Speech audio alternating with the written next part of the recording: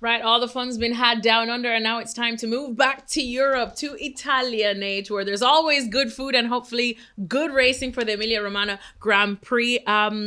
Your pick, Max Verstappen. We're back to square one where that didn't work. How concerned should be with Red Bull's problems? Yeah, hugely. I mean, that was one of the things I think I said last week was that if those reliability problems don't come back, then Max looks really strong. And that's now the big narrative around everything Red Bull. And it's not just on the Red Bull. The AlphaTauri, which is the same engine, has been having a lot of issues as well. So this now is a real narrative for that team. And we've already seen how much ground Max has lost to the Ferraris. You know, he's 46 points behind. 2 race wins is 50.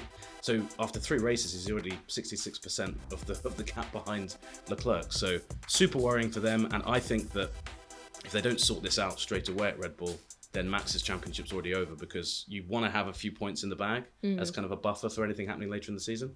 Red Bull don't have that. They've already kind of spent their credit. Ferrari can afford to have a couple of issues later down the line. So yeah, I think it's really alarming for Red Bull, and I don't think they're going to get on top of it immediately because these problems seem to be pretty serious. Hope nobody in the Netherlands is watching, because that is definitely going to paint a gloomy picture. I mean, they might have them fixed by Zandvoort. That's a long way away, but for right now, it doesn't look great. Doesn't look good. Sorry, Red Bull. Last week when we were previewing the Aussie Grand Prix, it wasn't looking good for our boys at McLaren with Danny Ricciardo. We were hoping that we would at least see him in the points in Australia. He did get there. Lando Norris as well with a pretty solid race too for himself. Finally, McLaren, I want to say came good. We know they can do better, but how happy would they be with this one? Massively. And this is one where I'm super happy to eat my words, because I said that neither of them were getting the points, because we'd seen quite bad results from them over the 2 races previous. It's so strange with McLaren. They've had one terrible weekend, one average weekend, and then by those 2 standards, a very good weekend last time out. So we really have 3 completely different samples to go by with McLaren. I think it was an encouraging step forward. Whether or not they've made a real step forward is, I think, what the key storyline this weekend is going to be, because each track has all these different characteristics, and now we're going to get into the stretch of races where I think more of a picture will become clear. I think McLaren, we always thought McLaren would be at least like the 4th quickest car, just given the resources the team has. So Australia looked a bit more kind of what we, at least the minimum we expect from a team like McLaren. But great to have Norris and Ricciardo back in there, and I think that if nothing else, it was a lift for that team to have those 2 cars up there, because both of them looked pretty devastated after Bahrain, just thinking, is this really what the season's going to be? So hopefully that was a sign of things to come. I'm hopeful it is, and Imola should suit that car. Bahrain did seem to really not suit it, and Australia, it seemed to unlock a bit more performance from the car than we saw previously. So yeah, fingers crossed we can get them both back up there again. Apart from our mothers, I think they're the 2 last people in the world that we would ever want to see devastated. It really just does not fit Danny Ricciardo or Lando. But if I had to ask you to pick one to do better than the other this weekend, giving Lando the edge again? I think so. I think Norris just seems to have a bit of an edge at the moment on Ricciardo. But like we spoke about before, I remember last week, Daniel Ricciardo is great when there's a victory there. That's when he seems to come good. So I don't know. I would say Norris. But it's super close, and it was good to see that Danny Rick wasn't completely blown away by Norris, because that did happen quite a lot last season at this point. So I would give Norris the edge, I think. But they both look ready to be at the front again. So that's the main thing. All right, well, let's move on now to Mercedes, because last week I came on and I pleaded with Lewis, come on, Lewis, give me something. And I know by Lewis's standards, this wasn't a position, being that it was 4th for him to celebrate, but still a good weekend, I want to say, given the problems we've seen Mercedes had, especially, let's start with George Russell, because my voice is cracking because I'm so excited to see George Russell on the podium. Not just on the podium as well, but 2nd in the championship, which is amazing to say given the last 3 years at Williams. I've been really impressed with Russell. I thought at the start of the season it would take him a bit of time to get up to Lewis's performances, but he's got up there pretty quickly. Qualifying, Lewis still seems to have the edge.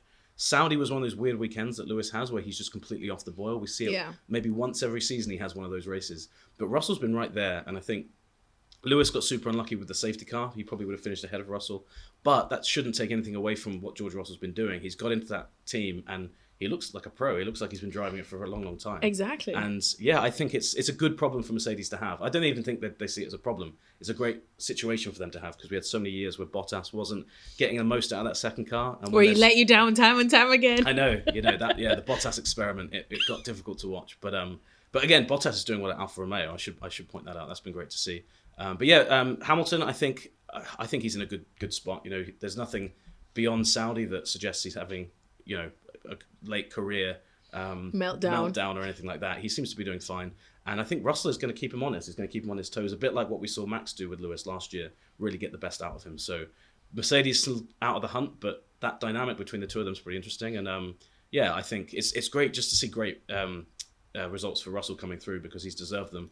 And we knew how good he was at Williams. And I started to think now, do Mercedes regret not promoting him a year earlier? Because last year he probably would have done better than Bottas based on what we're seeing so far, in my opinion. As my mom likes to say, nothing before its time. But speaking of time, this weekend, could we see a similar placement between the two? It's a big question. I don't think so. I think if you're picking between the two Mercedes drivers right now, I still think Lewis has the edge. In qualifying, he's looked quicker. Saudi, like I said, seemed to just be a random weird race for Lewis, and he does have them every so often.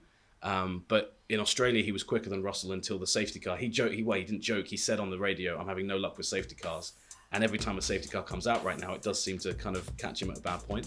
So I think Lewis will finish ahead of Russell, but I think they'll be super close. And I wouldn't have been saying that a few races ago. So that's full credit to Russell. And finally now, I've been riding the Charles Leclerc bandwagon since the start of the season. Nate, he came good again in Australia. If there's ever a place that you want to see Ferrari do well too, it is in Italy. So can we see that again from Charles? Absolutely. I mean, this guy looks so good. We knew how good Charles Leclerc was from 2019, but this year he has just kind of naturally fit into that mold of a guy with a championship winning car, or a car that looks like it should win the championship or could win the championship. And we haven't really seen any nerves from him. He's not really made any big mistakes. He's had 2 wheel-to-wheel fights with Max and has done well in both of them. So been really impressed with him. And Sainz, by contrast, is really struggling in the other Ferrari. And I think that the pressure and the realization of how good that car is, it can have quite a big impact on drivers. So Leclerc has been on it from the beginning. I think he's the guy to beat. And I think if he wins again here, suddenly you look at the championship and you think, well, where's this going to lose it? It's going to have to take something going wrong for Ferrari, I think, to derail it if he starts winning more races. So, and especially with what we spoke about with Verstappen. So, yeah, I would put all my eggs into Leclerc winning this weekend. You know, I'm part Italian, grew up a Ferrari fan. My first race as a fan was Imola, so I'm fully ready for Ferrari to win there. That's kind of where I'm at with it. It'd be great for Ferrari, but I think F1 as a season probably needs somebody that's not Charles Leclerc to win, just to keep it interesting. Sadly, I'm not sure if that's going to be the case, but we'll see. I mean, there's still plenty of time left. Yeah, exactly. Well, I think everyone can trust Nate on this one. I'm going to trust Nate on this one because Charles Leclerc does look like the man to beat this weekend on Ferrari as all the action heads to Imola. Make sure you make your picks on ESPN's Racing Pick'em.